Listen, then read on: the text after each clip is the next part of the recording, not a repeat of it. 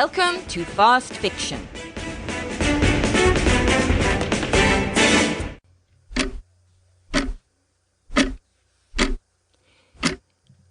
It is just 8:25 p.m. on Saturday, 8th of December, and some rather disturbing events are taking place in Dora Costello's home at 7 Winthrop Gardens. Dorry, who has been in the bedroom looking out of her window at the neighbour's washing on the line in the backyard, has just fallen over her neighbour's cat, Hooli. Unfortunately, she has hit her head on the dresser. But no matter. At 89 years of age, Dorry has weathered droughts and floods, the Depression, a world war and 2 husbands, so is damn sure she isn't going to expire by falling over a cat. Well, that is what she believes at present. Mind you, although she loves Hooli, it is difficult to think charitably about him with her leg twisted under her and blood trailing down from her forehead. She can barely see out of her left eye. Of course, she knows the cat shouldn't really be in her room, as he belongs to Alma Dugan from number 9. Indeed, it gives her a little satisfaction to hear Alma calling him, "Hooli! Hooli!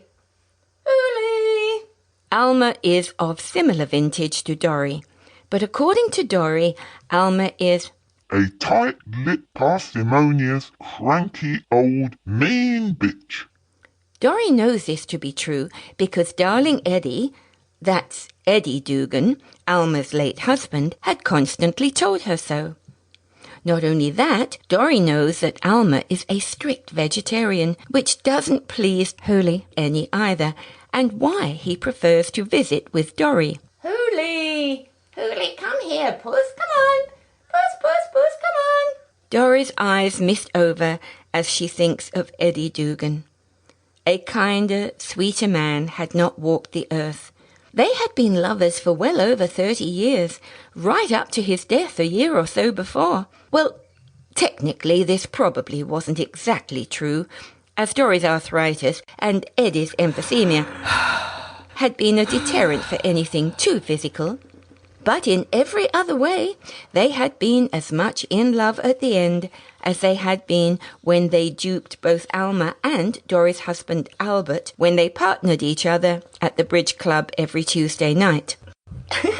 "Eddie, stop it. You're giving me a royal flush." In the midst of her agony, thinking of those romantic evenings flitting through the hedge and over the fence gives Dorry a great deal of satisfaction. "Hooli! Hooli! If you don't come, you won't have any supper." Alma, somewhat annoyed at her cat, goes inside her house at number 9 and shuts the door. Back in number 7, the pain is excruciating. It is now obvious to Dorry that when she fell down, she went straight onto her elbow. She thinks she may have shattered the bone, as well as dislocating her hip. She cries for help as best she can. "Help! Help! Hello! Help! Help!" But unfortunately, it doesn't do her any good. There is no one to hear her. Well, that's not exactly true either. In fact, there is someone else in the house, a stocky librarian by the name of Violet Flaherty. Violet is a secret boarder, although this should immediately be clarified as an erroneous nomenclature. You see, most of the people in the immediate neighbourhood knew all about her.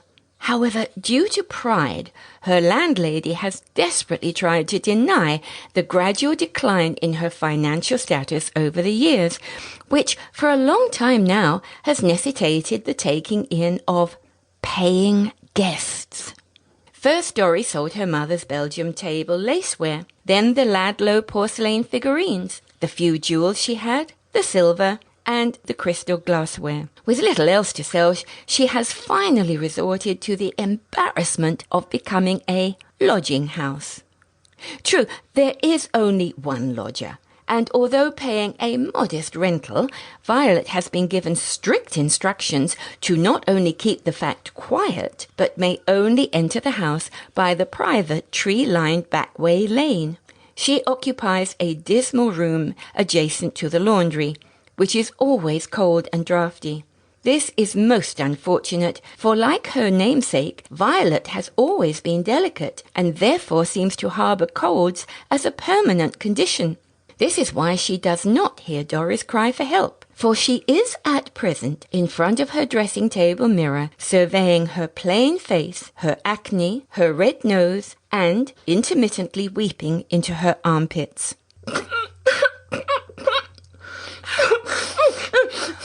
We must quickly explain that it is not only her inelegant features that have upset Violet. It is her future too. That very day, she had visited her doctor with a distressing problem, especially embarrassing for a single woman. The doctor had diagnosed the probable onset of menopause. In view of Violet's genteel disposition, he had described it more delicately as the change of life, which was equally devastating news to the reluctant virgin.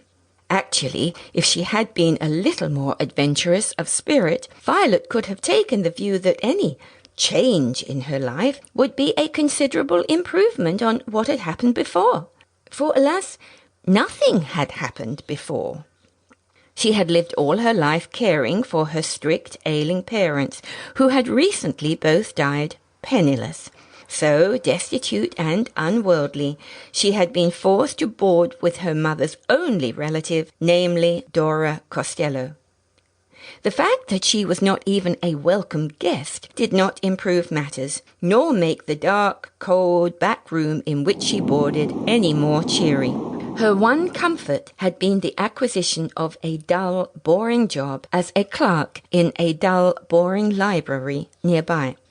But she had recently learned that due to the equally apathetic state of the subscribers, the library was about to close, which meant that Violet was about to become redundant. This news, on the day she had learned of her oncoming barren state, had left her extremely upset. That is why she failed to hear Doris' desperate attempt to gain the attention of her boarder. Violet not only does not hear, she is in no condition to do anything, for at this very moment, Miss V. Flaherty is completely and indecently rip-roaring drunk. And with another good reason. For in addition to despondency over her recent feminine condition and redundancy, today, the 8th of December, is an awesome occasion. It is the anniversary of her would-be lover, John Lennon's premature demise. We hasten to emphasize would-be lover, for she had never actually met John. Even so, his untimely execution had provided her with a fantasy of unrequited love, and therefore an arguably good reason for spinsterhood. This day, each year since 1980, she has a valid excuse to inwardly scream her protest against the world and all its unfairness, especially with the assistance of a bottle or two. But wait, time marches on. It is now 8:45 p.m. and things are about to get a little complicated. Let us momentarily reconsider the situation. At 8:25 p.m., Mrs. Dora Costello falls over Hooley, who had been smuggled in with the primary purpose to feeding him meat scraps. The secondary, less charitable purpose was to irritate Alma. The windows are closed against the chill of the night. Although she calls for help, it is to no avail. Help! Help! At this very moment, Violet Flaherty is in her room along the hall, well on the way to demolishing the remnants of her bottle of scotch.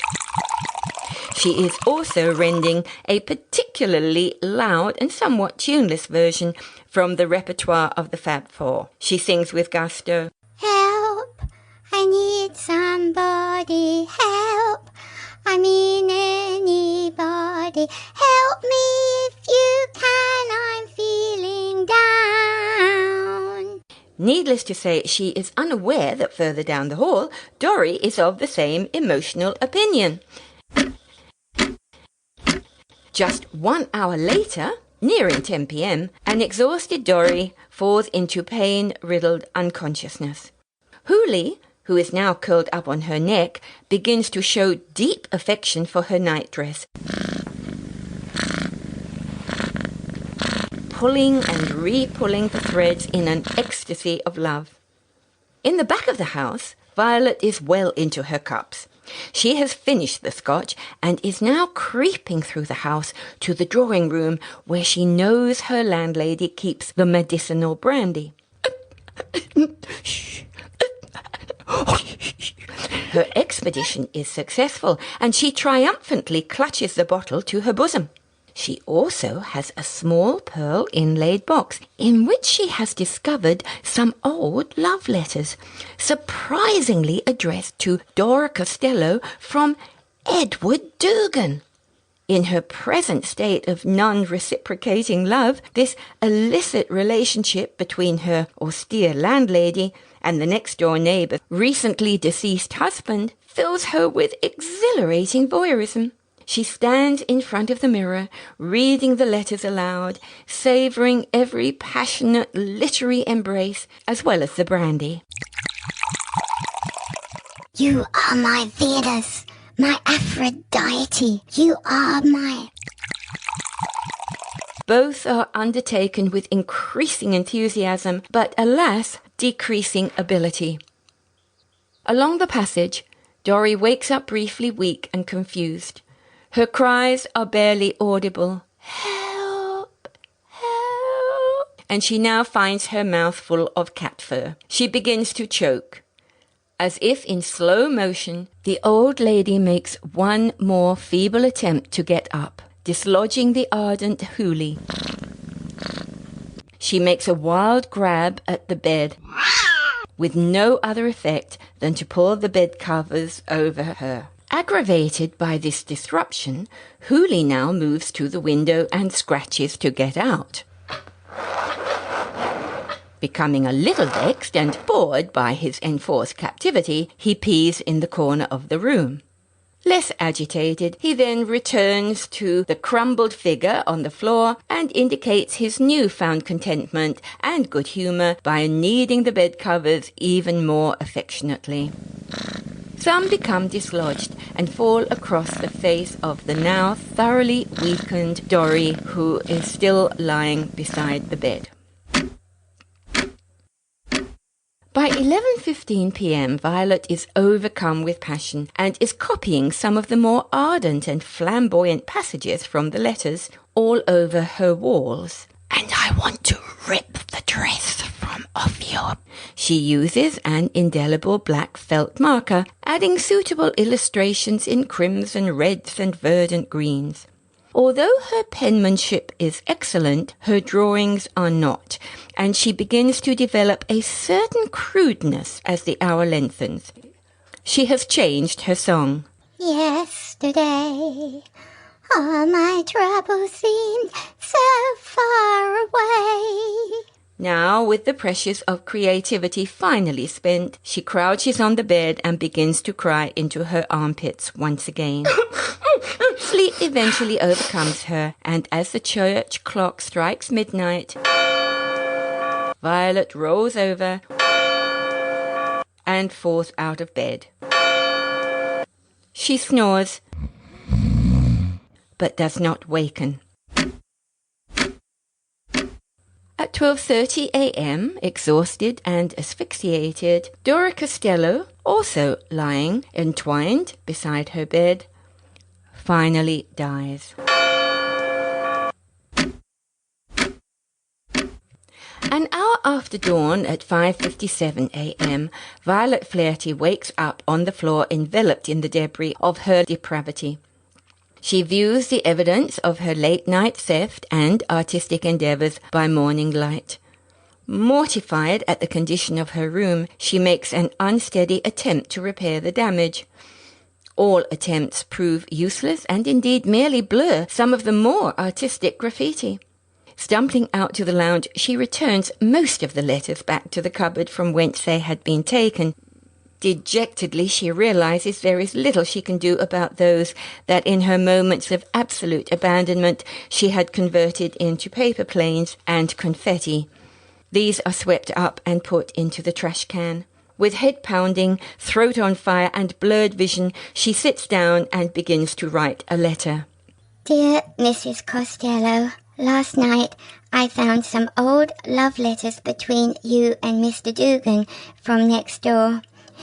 You obviously had a passionate love affair with him, and one day will no doubt pay for your sins and burn in hell. Even so, I envy you. As you will see, I too have been bad. I'm very sorry. Your lodger, V.F. She then makes her way to the kitchen, where with great fortitude, though lack of finesse, she manages to cook Dear Mrs. Costello's eggs, bacon and sausage, which is part of the arrangement between paying guest and landlading. Laying a tray with a paper serviette and lighting a small tea light inset into a bain-marie cradle, Violet puts the piping hot breakfast under a saucepan lid, the note propped beside it. The sun is shining when she stops outside the old lady's room and knocks on the door. Eventually. Hearing movement within, she calls out as cheery a Good morning, Mrs. Costello, as she can muster. But Dorry, still dead, does not hear her. Not wishing to embarrass the old soul, who Violet thinks is probably dressing, the errant boarder opens the door just sufficient to set down the tray on the floor before firmly closing it shut. Hooley, who has been lovingly fondling the eiderdown, sees and hears the door open, but is frustrated to find his claws caught in the threads. The door is closed before he finally extricates himself and bounds towards it. Dismayed to find escape still not possible, he is soon placated by the enticing smell coming from the tray. After a great deal of perseverance, he manages to get the lid off the covered dish by knocking the entire contraption over. He is rewarded by a lovely piece of prime bacon.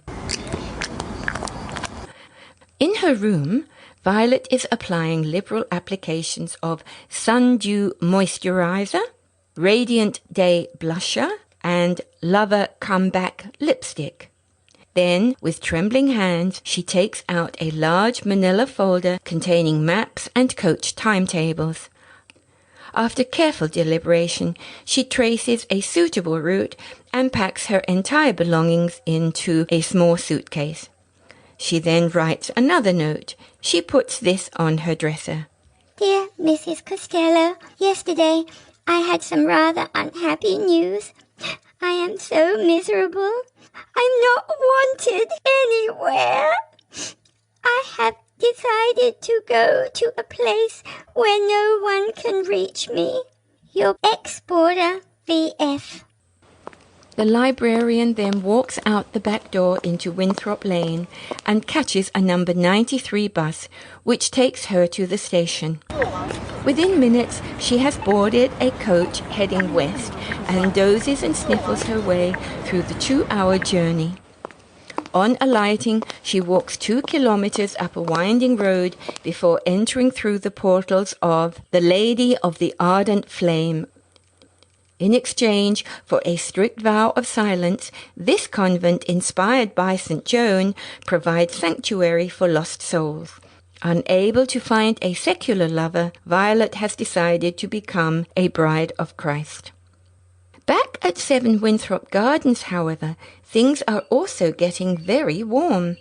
A small but still ardent flame originating from the night burner has made contact with the patchwork rug strewn over the still dead Dorry Costello.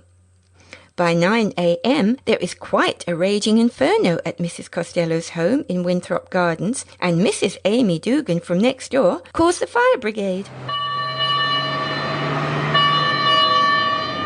An hour later, Alma Dugan, horrified to learn of the death of her very dear friend and neighbour, Dorry Costello. She would have grieved more, but is still preoccupied with the disappearance of her cat, Hooley, who has not been home since yesterday. In town, the local library staff are also perplexed at the absenteeism of their colleague, Violet Flaherty. They suddenly realize they have no contact address for her other than a post office box number. Being busy with their own individual redundancies, they do not worry for long. Next door to the library, Detective Alsop sits at his desk in the local police station, rather irritated at a number of new requisitions for investigation. As yet, he has not been notified of a missing library clerk. No doubt that will come later, although he is being pestered by an unpleasant woman for her missing cat. He wonders if she knows anything about the suspicious fire at the house next door. At first it seemed routine. A sight-impaired, frail old lady living alone is an accident waiting to happen. But the neighbours seem to disagree if she was living alone. Some insist there was a secret boarder. But if so, who? And where is he or she? The detective adds missing boarder to his list. And what about the house and its effects? Mrs. Costello was known to be a wealthy woman, but at the early investigation of the house, there is little sign of painting, silverware, or jewellery in the burnt remains. They all appear to be missing. Could there have been a burglary, or was it more sinister? And what about the letters?